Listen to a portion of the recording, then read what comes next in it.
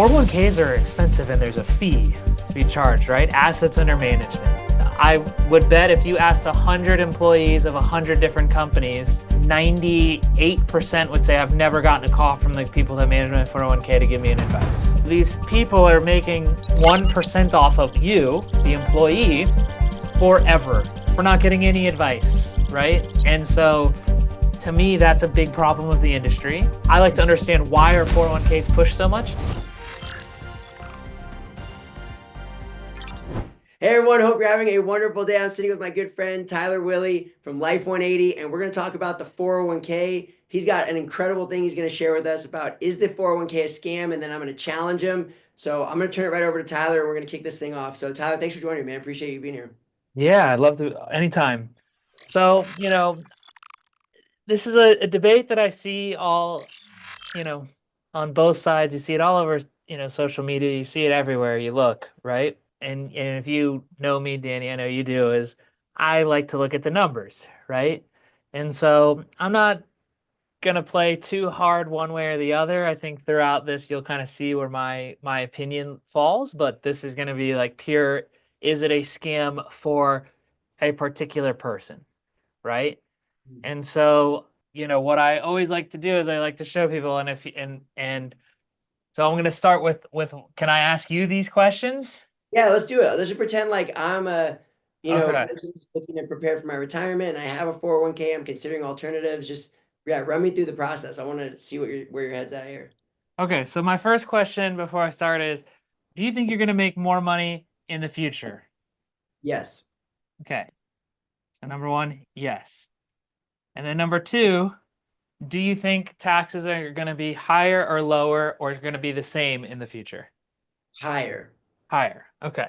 So those are the first two questions. And so I usually draw this out. Okay.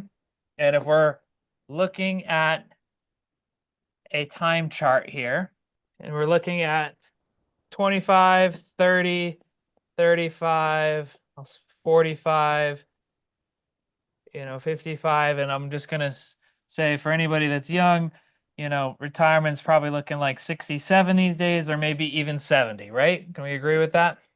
Yeah, it's pretty common ages. Okay. So typically what I see, right? And just let me know if I could, when you're young, you start off, maybe you're making 50,000 a year, right?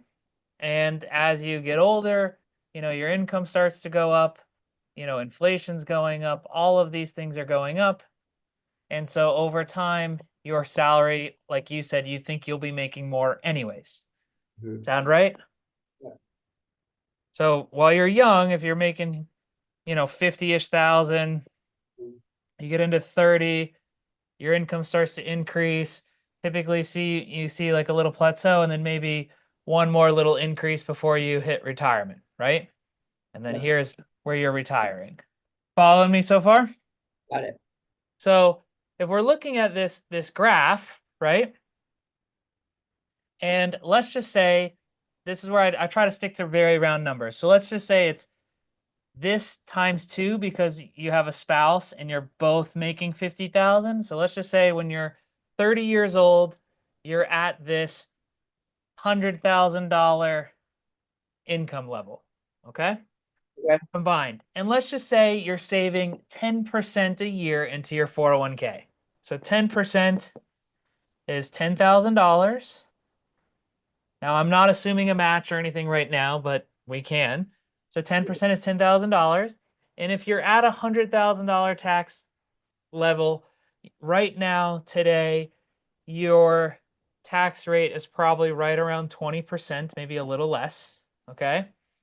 And Yep. so your tax savings is $2,000 a year. Okay. So my question is, Danny, is when you get that tax break of $2,000 for saving that money, what are you doing with it, or what are most people doing with that money? Spending more money. Spending more money. Okay. So, yeah, that's great that this is you're getting some money back, but they're not really also saving this money. It's just kind of there. Agreed? Yeah, it's kind of just like It's nice because you maybe either don't owe less or you might get more of a refund if you're like, let's say, a W-2 earner, depending on how you do your taxes. Correct. So let's just say that over the long haul, this money is being invested, and now we have this $10,000 that is going and growing over time. Okay. And so I try to stay reasonable. And let's just say that it's somewhere between 6 and 8% average over the next 30 years, right? For the 401k. For the 401k. Okay. And what if people challenge you there and say, but Tyler, my 401k is making 10% or 12%. We can do, I'm glad you brought that up. We can plug that number in. I just happen to know what 7% is, off the top of my head here. Right. So we can That's do why that. you're using 7%, just for example purposes. Correct. Yeah. And so when you see the starting kind of amount, 10% would obviously make that situation worse. When we go through this. So my last question before I kind of show the answer here Okay. is, This is fun. It's like I'm in like a little 401k school. yeah. So when you're at this retirement level, what level of income do you think you want to live on your lifestyle? I mean, probably pretty relative to what I've been used to living on. Maybe Okay. within a little bit. So let's just say like, maybe this level right here, 150-ish, right? That'd be a good Is that starting. fair? Yeah. Okay. So let's just say, okay, so at 7%, right? This $10,000 over a 30-year period, so if you saved it at 30, so that's at 60, is gonna grow to uh, 76,000. Okay, Mhm. so at 60, it's 76,000. At 70, it is $146,000. Just that 10,000. Okay. Yeah. So let's just say now, and if you save $10,000 a year every year, right? And you are now doing like it will grow, and I'll show you the math here in a second. But let's just say we now are getting to this level, and now we're going to take $100,000 out as income. Mhm. Okay, so we take Yeah. $100,000 out.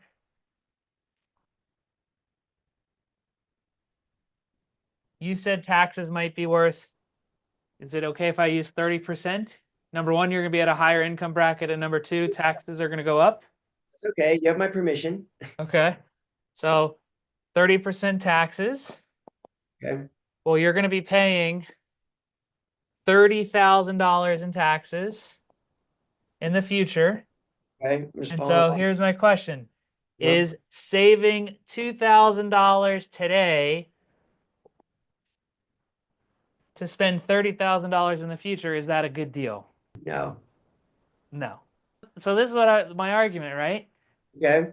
There's a lot of good things about a 401k, Mhm. and there's a lot of things that could easily be adjusted with most, if not all, the companies that would Mhm. solve, to me, this gaping problem that people don't realize is happening. But in my opinion, it's either lack of knowledge, right? Or a little bit of laziness from the advisor or whoever the administrator is on these plans, right? So are you saying the problem is people aren't investing congruent to their what's important to them, their priorities, like what they think is going to happen? They're not in alignment with that. Is that the problem, or is tax deferral the problem? Yeah, it's definitely it's a combination of both. I mean, if we're talking the problem of today's day and age, a simple solution of, I mean, don't get me wrong, the benefits of this is it's easy, it's automatic, it's payroll deducted, the companies give a match, which is important, but Yeah. an easy solution, like for example, an easy solution of the tax deferral problem, right, Mhm.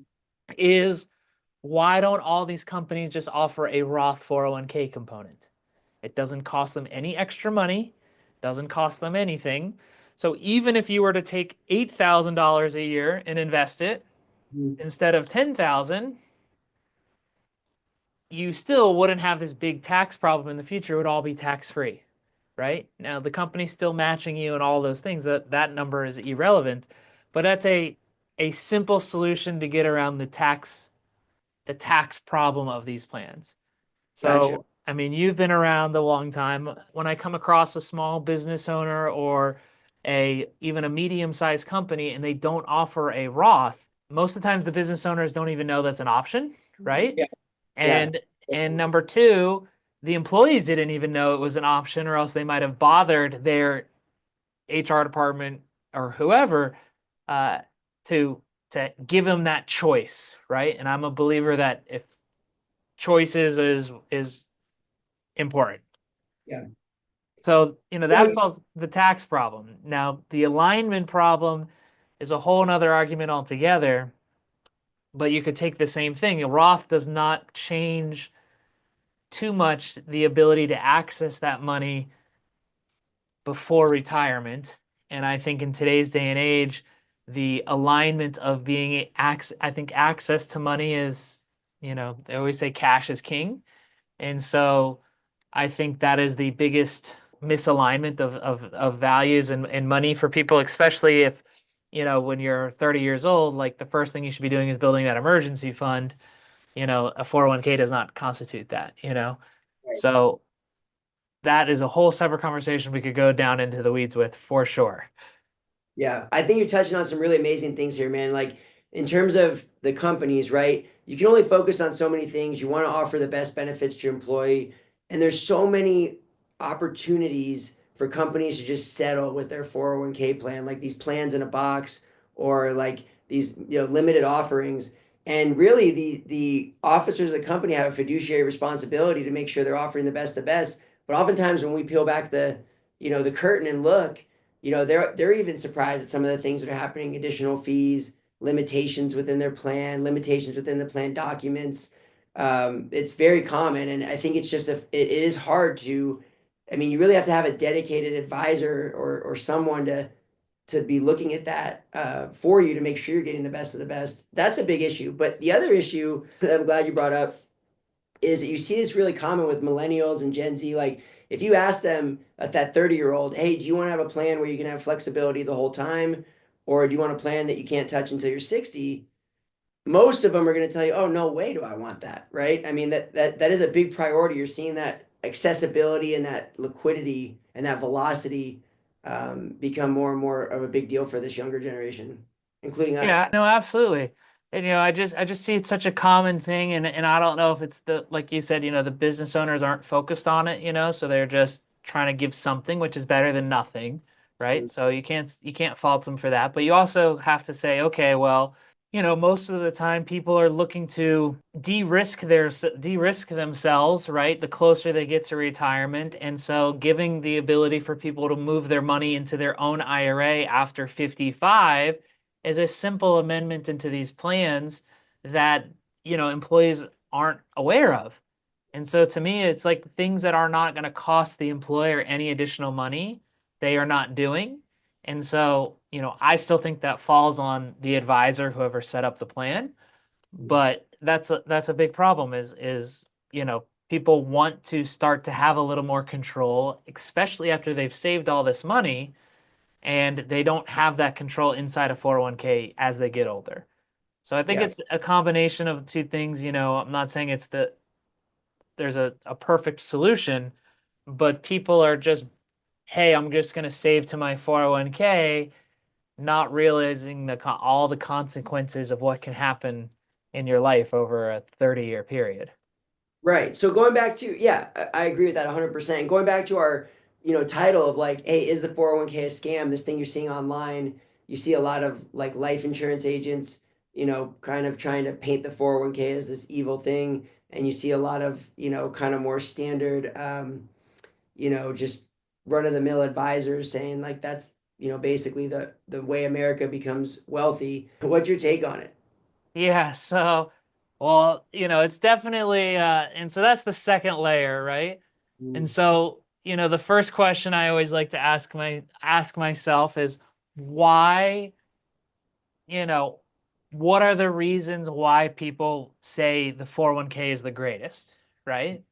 And so on the pro side, which I mentioned before, ease, right? It's really easy, lack of effort, automatic.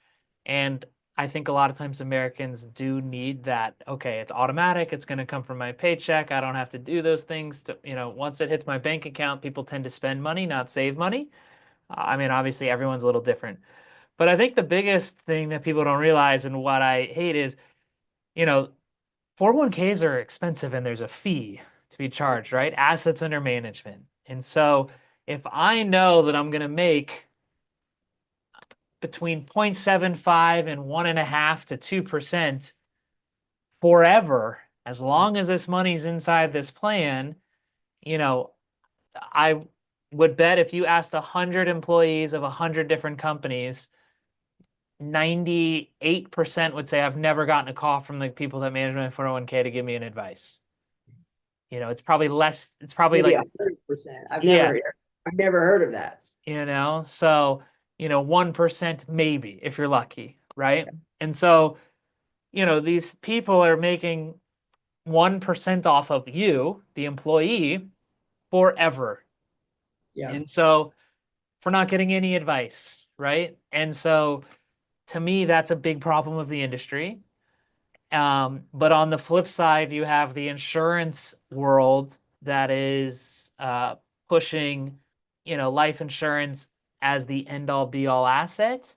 Mhm. And I think you know, insurance is not an investment. So if you ever have an insurance professional telling you, hey, this is your retirement, this is an investment, it is not. And it's not meant to replace investments. It's not meant to compete with those investments. It's meant to be a foundational asset that gives you choices. And it works very well together with investments, but it's not a full replacement, in my opinion. And so, but I like to understand why are 401ks pushed so much. And I'm not, and it's the money. There's way more money for all these companies to be making off of a 1% charge every year for life. Yeah. And Tyler, you touched on it. The 1% fee, that's just a component of the fees. I read this book by Tony Robbins called Unshakable. And I remember they had this chapter on 401k fees.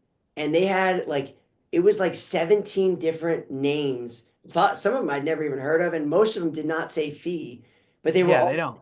hidden charges within the 401k that most people don't know they're paying. They said the average fees in this book, the average fees for the average 401k plan in America is really closer to 4.5%. Yeah, I don't know if I would say it's that high, but most of the plans that I see, and you can actually request, I'm blanking on the name, but I want to say it's the 401A fee disclosure. It's Mhm. 401A or 401B fee disclosure. And that you can request that. The company has to provide it to you. The administrator has to provide it to you. Um, and it will give you a breakdown, like you're saying, of all the fees inside the 401k. I typically see them range between 1.5 and 2%, maybe 2.25, but that's still very expensive, in my Yeah, opinion. again, that was this book's position. It's not mine. I've never seen him that high either. I thought that was pretty high. And what's funny is I feel like I was entering this to try to challenge you on the 401k, but I feel like both of us are actually, sharing trust because I'm of the same view. I'm objective to that. Like it's a tool. It's not a scam or bad or wrong. It's a tool that's used for, and you know what? You could make the argument that most Americans wouldn't save anything if it wasn't for that 401k contribution. And you could also make an argument that if you just look at history, on the flip side, the 401k is the problem because everybody had pensions. There was no issues with retirement. 401ks come out. You fast forward to today, there's real issues in our culture with retirement. There's this baby boomer dilemma and the 2035 crisis and all this. And retirement is such a big subject now because 40 years after the 401k's invention, people weren't saving enough to prepare for retirement. Yeah, yeah, I mean that's definitely a problem as well, but I think people forget the other factors with that is people are living longer, right? So like before, you were retiring at 60, 65, and you were dying at 75. You know, people weren't living till 90, 92, 95. You know, my grandfather lived to 96 years old. I mean, it's like, you retire at 60, you're basically retiring for as many years as you worked. If you started work at 25 or 30, really saving when I'm talking, started saving at 30, Mhm. you're retired for as long as you had many as years worked.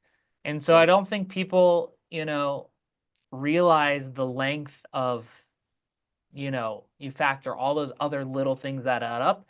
It definitely stacks against the 401ks thing, but it's definitely cheaper for the companies, because they pay out less and they only have to pay if the employee or employee is paying. And so they save money on anybody that's not trying to save. Yeah, I agree with you. There are other factors, but I look at, you can pretty much Google, what's the average 401k balance for most Americans when they reach retirement. It doesn't matter which one you go to, Vanguard or Bloomberg or wherever, you're going to see, around, anywhere from like I've seen different ranges from like 97,000 to like all the way up to 150,000 depending on the source. But even with that vast range amongst the different sites, let's just go with the top end and say you have 150 grand when you're 65. We all know that's not enough to retire on. Right. So, it's like you shifted the balance of preparing for retirement to people who aren't in finance with no training, no guidance, and no one checking in. It's like, it seems so obvious that it wouldn't work now. Um, Well, and have you seen some of the rules that have passed with 401ks for, I think it starts this year in 2025, about the auto enrollment for new Mhm. plans? So they're trying to do a better job at like, you have to opt out, not opt in. Yeah. So, I think they're trying to make some right steps, but I think people overlook that, to me, it boils down to two things: taxes, right? I mean, based on that chart I just did, the math it's not a good deal if you think taxes are going to be higher and you're going to make more money. And then the liquidity of like not having access because what compounds in 2008, people were losing their jobs. They would Mhm. take a hardship from their 401k or loan from their IRAs, and that were already down 30%. And so now they're taking penalties and fees and interest on top of a downed account. And your whole foundation is just not aligned to withhold or withstand something that an economic crisis like that. And so Yeah. I think, they need to figure out a way to enable Americans to focus on that part of the foundation of their house, financial house first before Yeah. they, push them towards the 401k. Yeah, it's interesting. Two things come to mind, Tyler, that I want to ask you about. The first is, and we'll talk about both of them, and then and I think we'll wrap up with these two. But my first question is, what do you say to people who say, "Well, Tyler, these people are W-2, they don't have any other like if they didn't put money in their 401k, they'd have no way to reduce their taxable income." What do you say to those to that argument? Yeah, well, I mean, I think it boils down to, I think people underestimate the value of a joint household income. I mean, first, definitely, I mean, if you're below that $100,000 threshold, saving 10%, but you have, like that example, and if you stayed flat, right? If you took that same scenario that I did on the board and taxes stayed the same and you were at a 20% tax bracket and you take 100 grand, well, you're still saving 2,000 to take out 20 grand.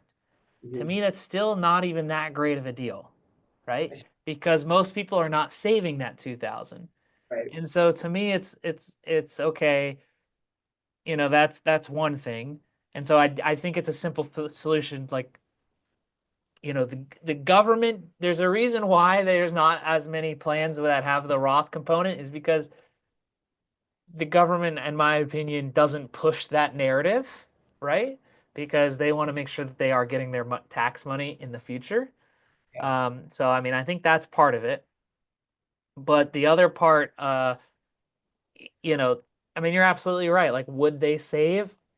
I don't know. Uh, I would like to think that the clients that, you know, some people would argue, hey, that's on them. I think you got to definitely look out for the masses, Mm. but the people that really want to help, that want help and want to be efficient and want to make their buck work for them throughout their entire life and including retirement are looking for more creative ways or more efficient ways than just being trapped in this box.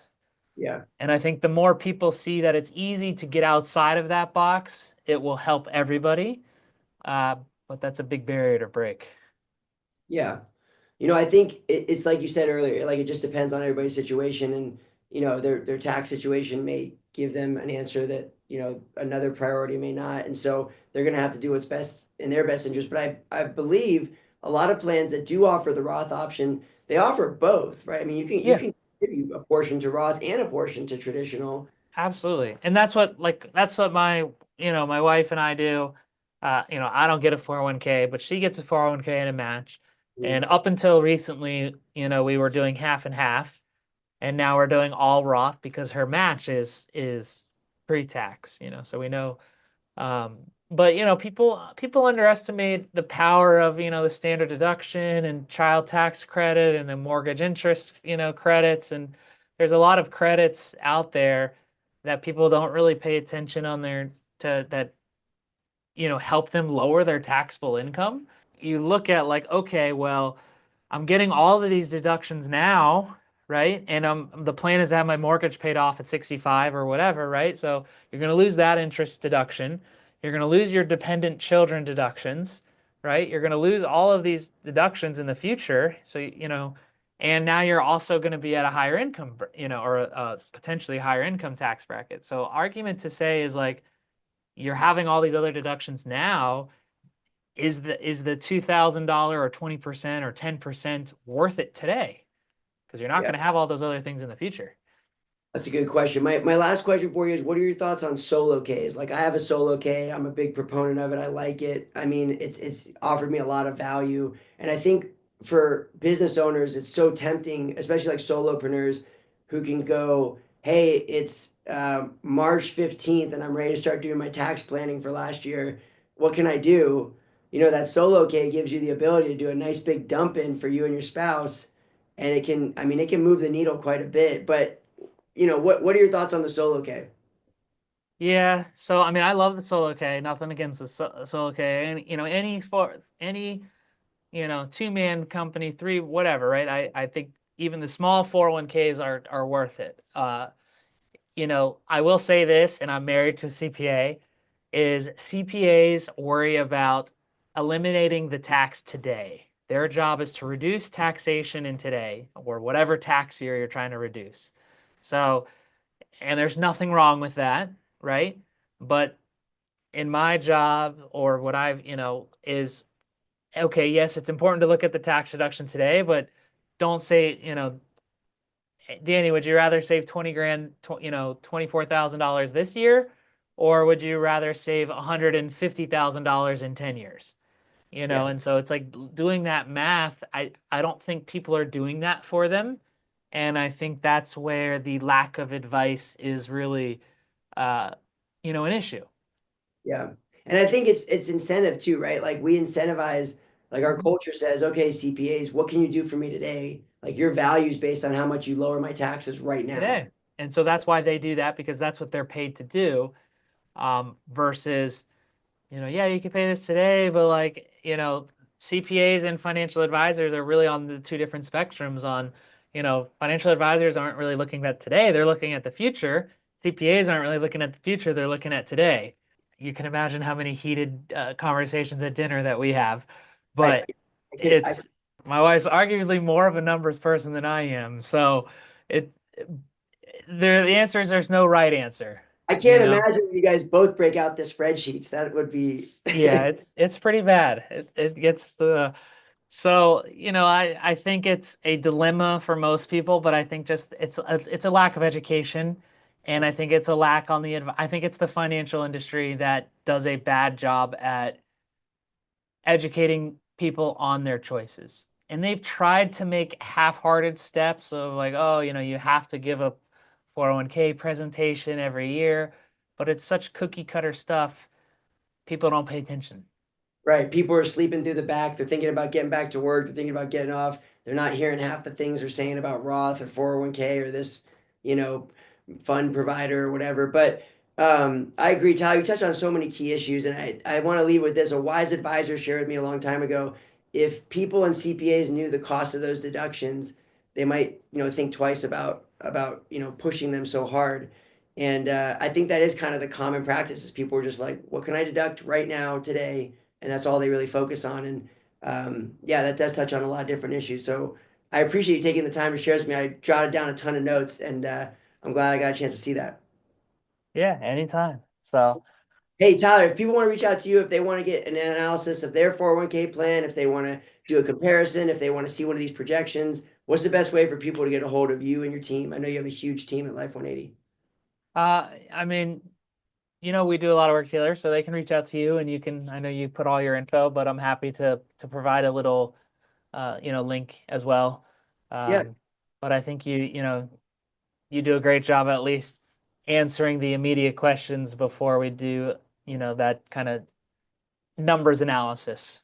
cool. Yeah. Thanks so much. Yeah, we work great together. I love working with Life 180, and we've been able to help a lot of people together in the time in the few years we've been working together. Yeah. So, So thanks for coming to the channel. of course, hopefully this is helpful for some people. Absolutely. Thanks, man.